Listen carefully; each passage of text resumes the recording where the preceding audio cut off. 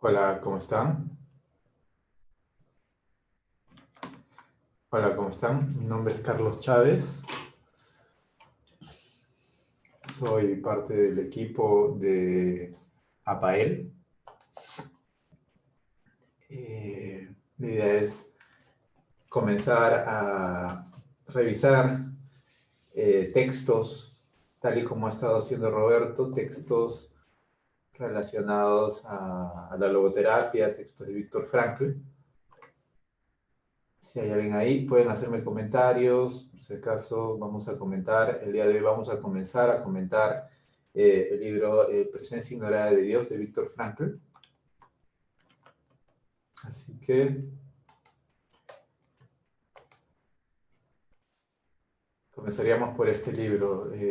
Voy a estar todos los días miércoles a esta hora hablando de este libro, haciendo reflexiones sobre este libro, revisando parte por parte hasta terminarlo y luego pasar a otros libros y así hacer como una especie de compendio, ¿no? De reflexiones. La idea es que reflexionemos junto a ustedes, a las personas que decidan separarse un tiempo los días jueves a las 4 de la tarde para poder hablar de este libro. ¿Bien?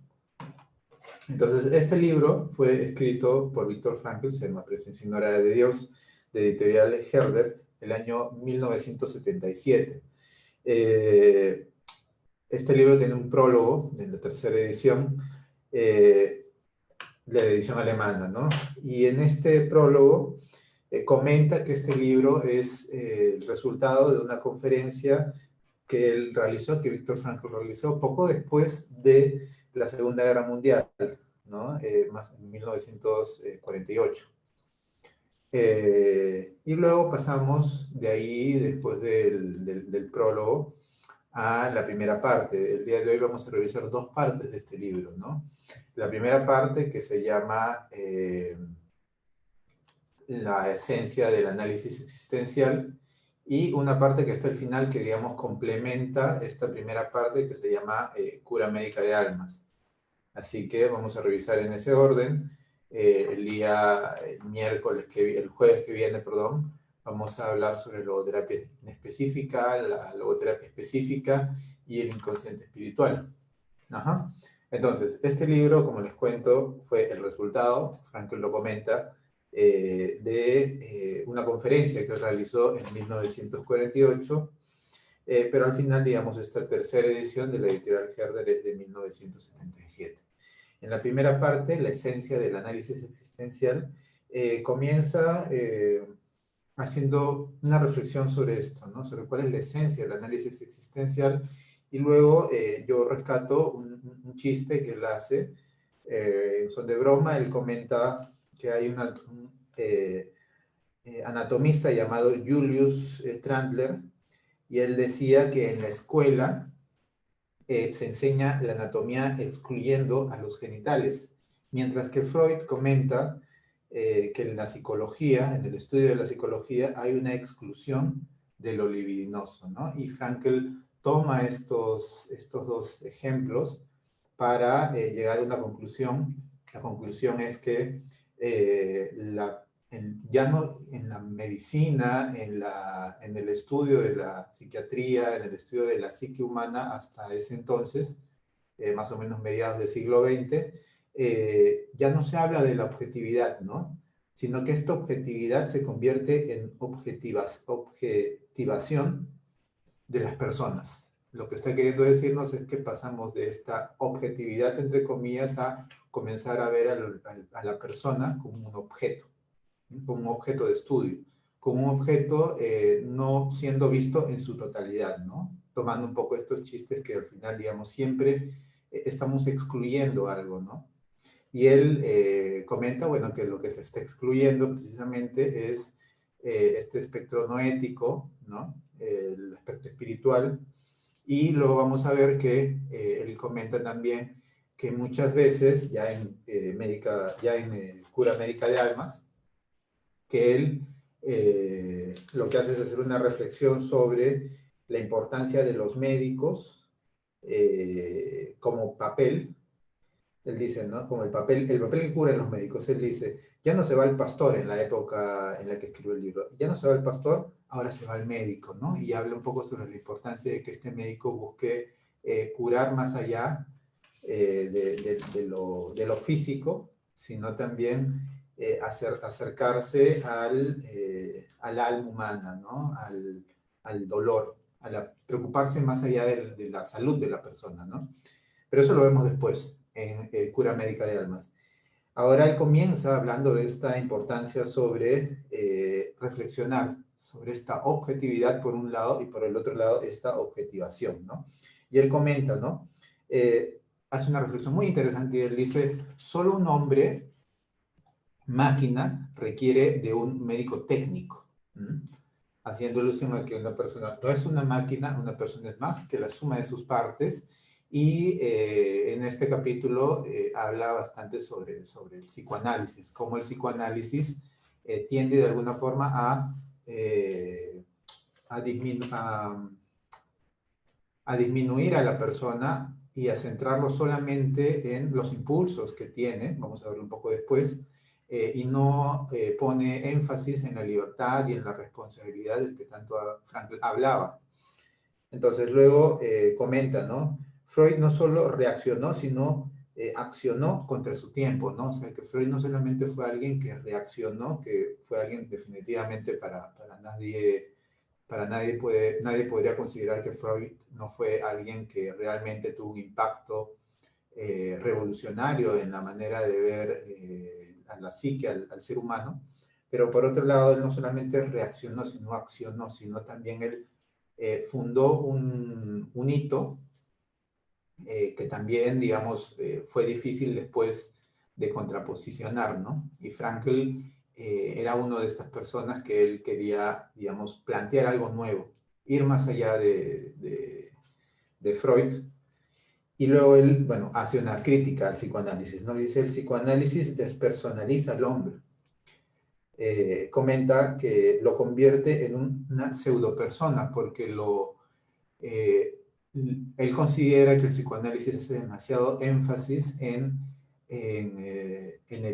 las pulsiones, por ejemplo, en los complejos, en los entramados anímicos, y no deja que la persona pueda ser vista desde una manera más integral, ¿no? Esto del que tanto hablaba de la visión biopsicosocio-espiritual. Luego él comenta, el psicoanálisis destruye a la persona humana, que es unitario, totalitario, para luego reconstruirla de nuevo a partir de piezas mal ajustadas, ¿no? O sea, digamos que hace un énfasis a esta limitación de un estudio meticuloso, que lo único que termina haciendo es ver a la persona disgregada, ¿no? Y él pretende retornar a esta mirada más holística, una mirada más comprensiva del ser humano. Y cita a Freud, ¿no? Y él dice una cita, comenta una cita en la que Freud dice, el yo no es el señor de su propia casa, ¿no? Entonces, ¿quién es el señor de su propia casa? Entonces hace alusión ahí a que, claro, hay otras, el ello, por ejemplo, o el super yo, lo social, está sobre el yo, pero lo que trata de hacer Frankl es darle el peso al yo nuevamente, ¿no? Dentro de lo que él plantea. Dice, ¿no? El ser humano es interpretado a priori por el psicoanálisis, ¿no? Entendiéndose el a priori, bueno, antes, ¿no? O sea, a priori, a posteriori, uno entiende, según el psicoanálisis, a la persona antes de, se anticipa a, ¿no? Y desde fuera también. Esta frase de Sartre, ¿no? La existencia precede a la esencia, es importante mencionarla en esta parte del libro como reflexión, porque la esencia es previa, perdón, la existencia precede a la esencia, ¿no? La existencia es previa a eso que llamamos esencial, ¿no? Muchas veces nosotros decimos, somos esencialmente algo, ¿no? Soy esto, soy esta persona, esta es mi personalidad, pero digamos, esta frase de Sartre da a entender que la existencia, ese ser siendo, es previo a eso que yo considero ya esencial mío, que una persona puede cambiar, una persona cambia, mejor dicho, ya sea por un hecho, ya sea por el tiempo mismo, ¿no? Hace que uno vaya cambiando, que uno vaya reflexionando más sobre uno, y el cambio va a depender no solamente de uno, sino también del contexto, ¿no? Y un cambio consciente ayuda a que uno pueda realmente identificar qué es lo que uno quiere hacer, ¿no? Hacia dónde uno quiere cambiar, hacia dónde uno quiere moverse. Luego él comenta que el humano es interpretado a priori, como ya les decía, y no a posteriori y de una forma comprensiva, sino solamente de una forma interpretativa. Y es interpretado a priori en función a sus impulsos, esta mirada energética y mecanicista, ¿no? Muy propia del psicoanálisis, y basado solamente en esta fuerza, en esta contraposición de energías, ¿no? El ello, el yo y el superyo, y esto es algo que Frankl critica, ¿no? Luego él habla sobre que el hombre es automatismo de un aparato anímico, ¿no? Luego él dice que el existencialismo tal y como él lo ve al hombre, ve en el hombre la autonomía de una existencia que él llama espíritu, ¿no? Frankl incorpora dentro de su manera de ver, como ya hemos estado viendo en distintos lives, esta visión integral del ser humano, lo psico-bio-socio-espiritual, ¿no? Entonces, donde está por un lado la visión social, la visión psicológica, la psique, la visión biológica y la visión espiritual. La visión espiritual es eso que, digamos, ha sido bastante llevado sacado, ¿no? O sea, no tenido en cuenta. Por otro lado, bueno, él hace bastante énfasis, como bien sabemos, en la responsabilidad, la libertad y la responsabilidad. Él toma estos dos hitos importantes de Sartre, la responsabilidad y la libertad, y considera que es importante que se promuevan, ¿no? Se promuevan en la persona y obviamente en la práctica terapéutica, en la práctica analítica y en la misma medicina, ¿no? Porque hablamos de una cura médica de almas, en la misma medicina tendría que tenerse bastante en cuenta. Él comenta, un ser que se pregunta por el sentido de la vida. El hombre, el ser humano, es un ser que se pregunta, que está constantemente preguntándose por el sentido de la vida. Ya Roberto en algún momento comentó que antes de la presencia de Frankl dentro del mundo académico, ¿no? Antes de esta creación de esta tercera fuerza de la psicoterapia, de esta tercera escuela, se consideraba los dilemas existenciales como neurosis, ¿no? La neurosis existencial se consideraba que el reflexionar, el poder preguntarse uno mismo sobre cuál es el sentido de la vida, era mal visto, era visto como algo que tal vez podía llegar a ser patológico, pero lo que hace Frankl es reivindicar esta reflexión, ¿no? Esta reflexión de poder cada uno decidir, primero preguntarse sobre cuál es la vida que yo quiero vivir y luego tomar las riendas de la vida, ¿no? O sea, esta pregunta no es para nada, para Frankl, algo negativo, ¿no? Sino lo negativo es, digamos, no poder desplegar la vida, no poder tal vez preguntarse a sí mismo qué es lo que cada uno quiere hacer. Luego, él dice, ¿no? Pero la respuesta no es al aire, sino a mí mismo. O sea, esta pregunta sobre el sentido de la vida, Frankl comentaba bastante sobre esta diferencia entre la pregunta sobre el sentido de la vida y por otro lado el sentido de mi vida. Entonces, por un lado estamos hablando de el afuera, el sentido de la vida y poder filosofar sobre si la vida tiene sentido, pero por otro lado, hablar del sentido de mi vida, ponerme a mí dentro o a mí en medio de este meollo, puede ayudar a poder cobrar más conciencia, ¿no? Hay una reflexión también que Frankl siempre pone, dice, a la vida no se le pregunta, a la vida se le responde, ¿no? Entonces ayer estábamos haciendo una entrevista a Miguel Mayorga de Colombia, pueden verla, está en la parte de video del fanpage de APAEL, bueno, Miguel Mayorga siempre comenta esto y es algo que es muy cierto, ¿no? En la vida no se le pregunta, no está uno pasivamente esperando que la vida te responda, sino uno le responde a la vida constantemente está planteándote retos, está planteándote preguntas, uno también puede plantearle preguntas, pero no van hacia ella, sino va hacia uno mismo, porque uno actúa, ¿no? Uno responde. Entonces, luego dice, ¿no? En la acción se encuentran las respuestas verdaderas, ¿no? En la acción, el hacer. El hacer nos define, ¿no?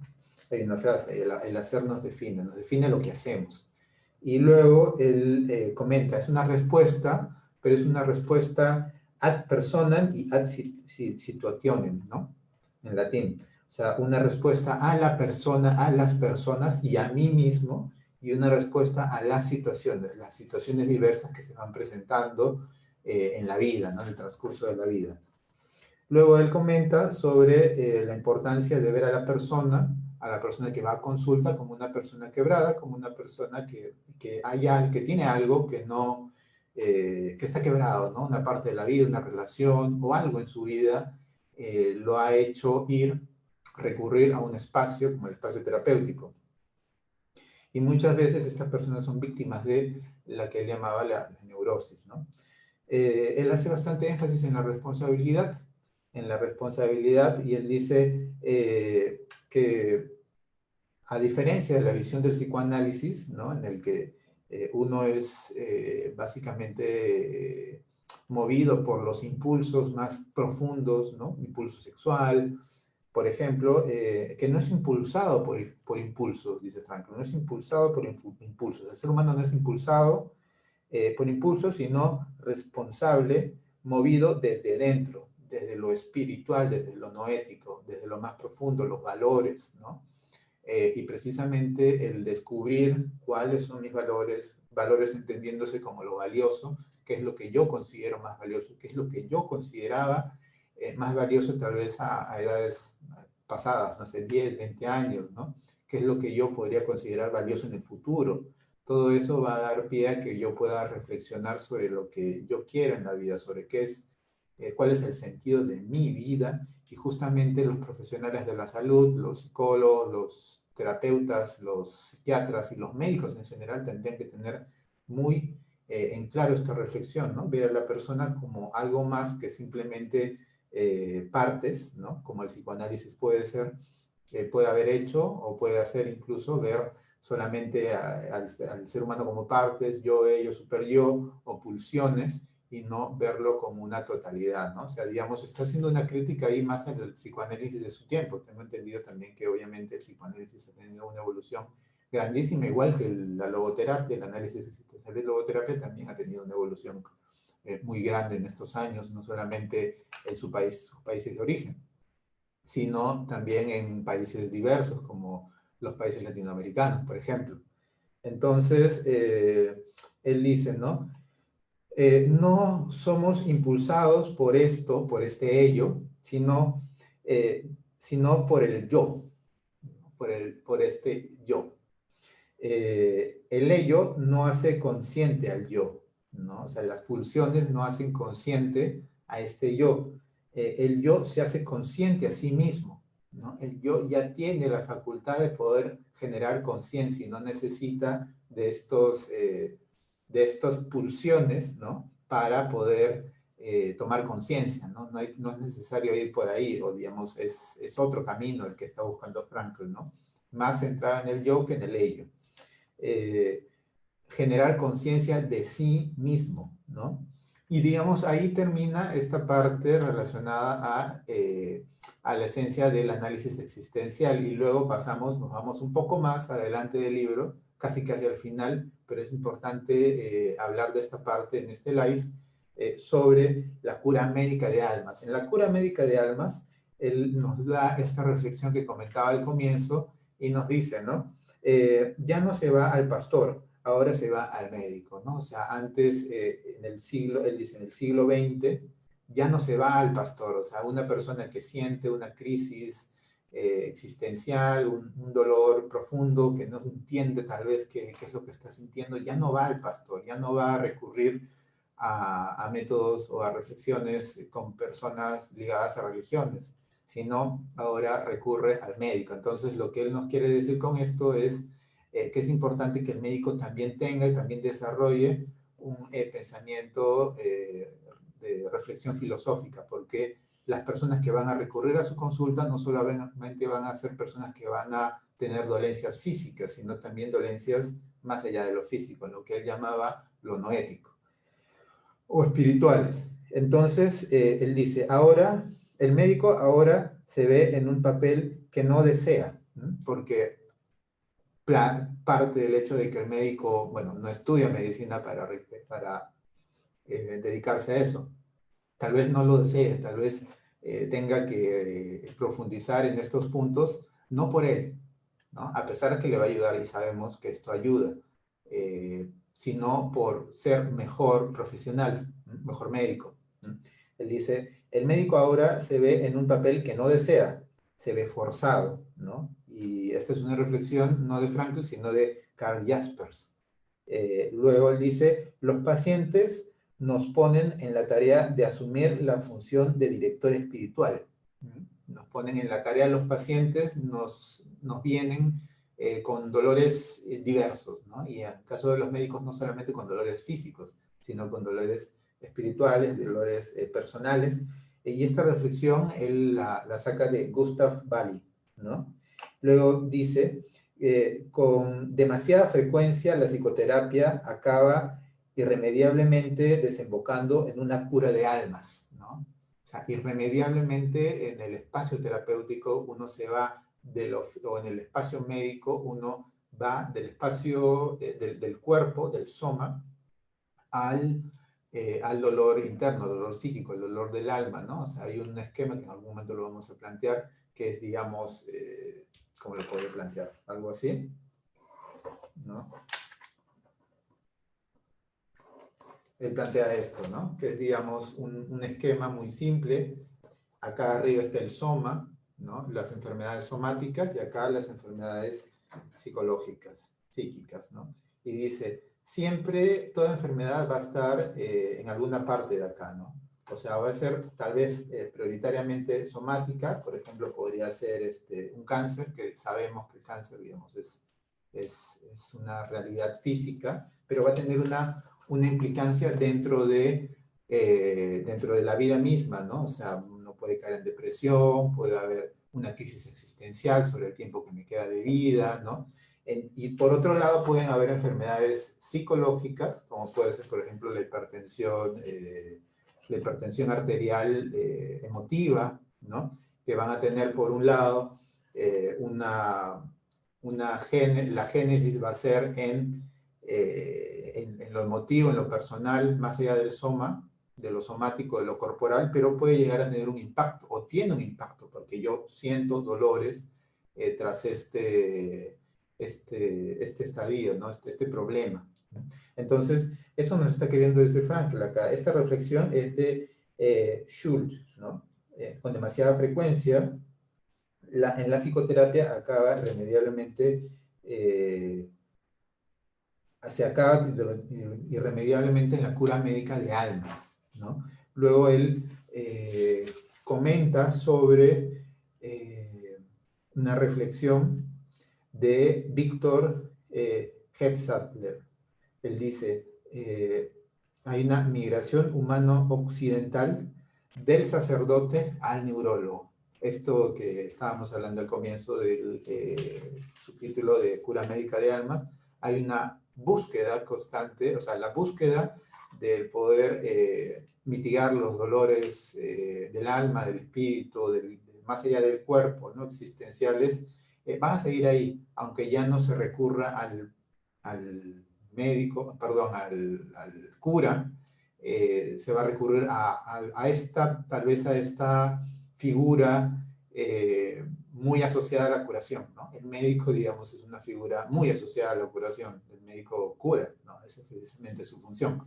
Y lo que hace Frankl es plantear la importancia de que este médico profundice en esto, tenga en cuenta esto, ¿no? Él dice, no se considera curar y consolar, no solo el psiquiatra, sino todo médico, ¿no? O sea, todo médico no solamente tendría que centrarse en esta curación, sino también en esta búsqueda de consuelo, ¿no? O en esta búsqueda de profundidad. Si tienen algún comentario, pueden hacerlo, por favor, por acá, por los mensajes, alguna pregunta, las personas que están ingresando, porque por ahí veo que personas van ingresando. Y sí, entonces, y hay una pregunta ahí que uno podría hacerse, ¿no? Que nos hacemos. Es como, ¿acaso la logoterapia es movilizadora, es una práctica moralizadora de la práctica? O sea, ¿acaso la logoterapia es una moralizadora de la práctica terapéutica? Y la respuesta es no. No, porque el médico no puede dar sentido a la vida del paciente. O sea, el médico o el psicólogo o el psicoterapeuta no es quien da el sentido de las cosas, no es quien da las interpretaciones. Justamente Frank lo que plantea es que el médico o quien sea no es que te va a decir qué hacer con tu vida, el psicólogo, el psicoterapeuta tampoco. Entonces, nuestra función no es la de moralizar, la de poner encima de los valores, poner nuestros valores encima de los valores del paciente, ¿no?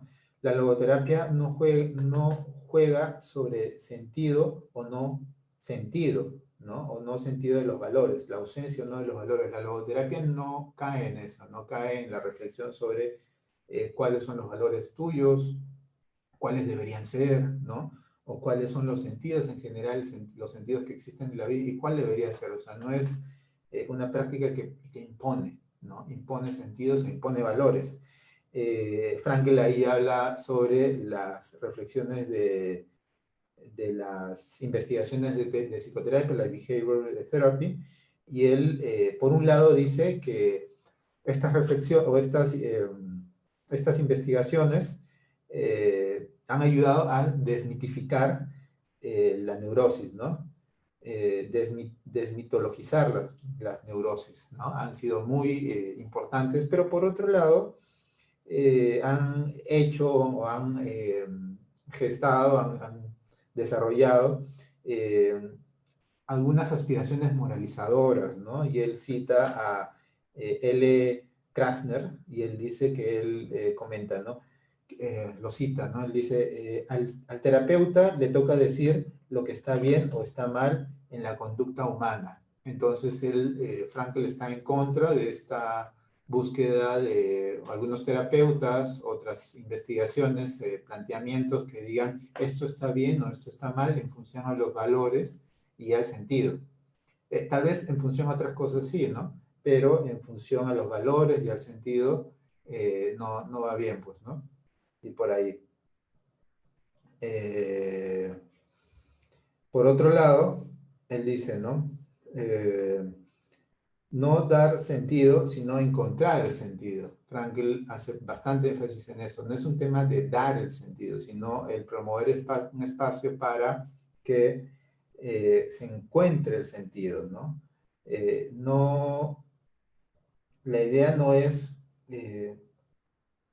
la idea no es descubrir el sentido, sino encontrarlo, ¿no?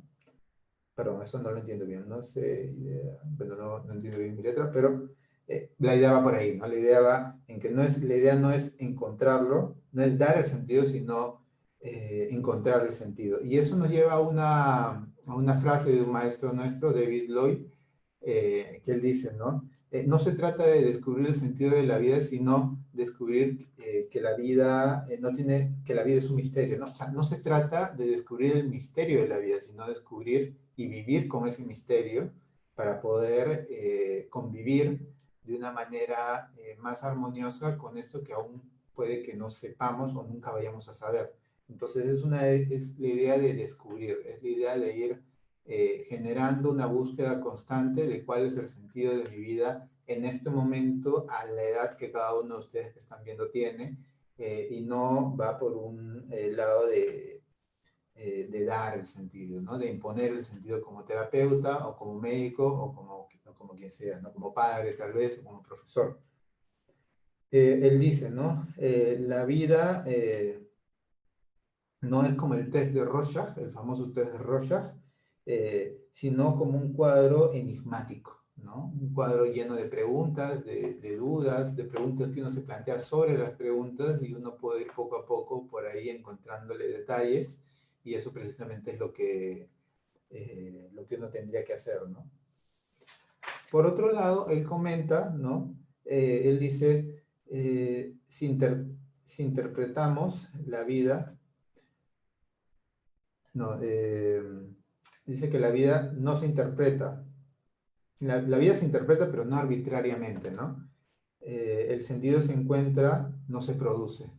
Para Frankl, digamos, eso ya es algo personal de Frankl, uno podría decir que la vida no, que el sentido de la vida no se produce, sino es algo que se encuentra, pero aunque que la vida no se encuentra, sino es algo que se produce, pero para Frankl, por lo menos como lo plantea acá, el sentido de la vida para él es algo que se encuentra, ¿no? Que no es algo que se produce, sino que es algo que uno tiene que estar constantemente buscando y buscando en cada momento de la vida, ¿no? O sea, es distinto el sentido de la vida que uno puede encontrar a los 20 años, a los 30, 40, 50 o a los 80 años.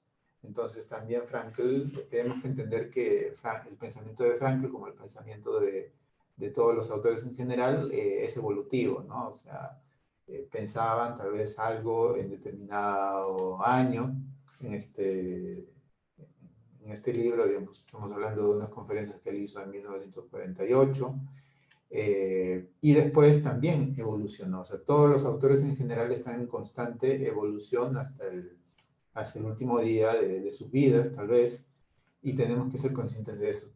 Entonces, vamos a comenzar conmigo con este libro, ¿va? Con este libro ya habremos comenzado hablando un poco sobre estos tres puntos importantísimos, ¿no? El prólogo, que es bastante breve, digamos, lo más resaltante ahí es lo que comentaba. Por otro lado, la esencia del análisis existencial, que es la primera parte, y al final la parte de la cura médica de almas. El próximo jueves a las 4 de la tarde conmigo vamos a estar hablando de la logoterapia específica, la inespecífica y el inconsciente espiritual que plantea en este libro el capítulo sobre el inconsciente espiritual. Voy a pedirles, por favor, que leamos todos juntos este libro, así para poder conversar a través de los mensajes que ustedes pueden ir poniendo acá.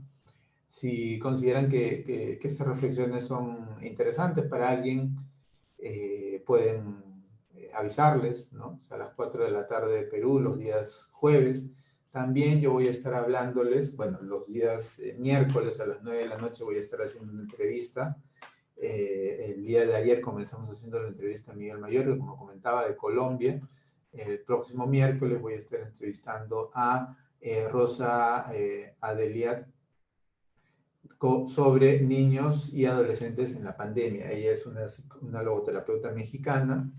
Y también conmigo vamos a estar el día sábado, este sábado pasado mañana, a las 4 de la tarde, hablando sobre logoarte, ¿no? Logoarte. O sea, logoarte, y voy a estar con ustedes estos 3 días.